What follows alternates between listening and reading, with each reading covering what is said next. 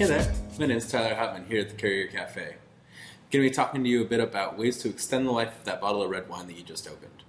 If you open a bottle of wine and leave it on the counter, it's usually only good for about a week. After that, the flavors kind of start to go downhill and change into stuff that doesn't taste too good.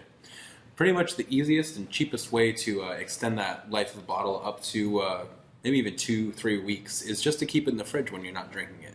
The chill on the wine will just extend the life and prevent those chemicals that change the taste and turn the wine to bad.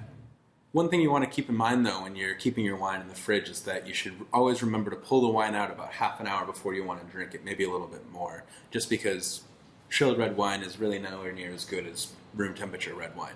There is a second way to extend the life of the bottle, but it's going to be a little bit spendier than just pop it in the fridge. They make CO2 sprays that will actually create a little seal over the pretty much the top of the wine. You just take the spray it just into the open neck of the bottle, and then that creates a seal, keeps the air out, and keeps your wine for a little bit longer. Hope you learned something, and thanks for watching.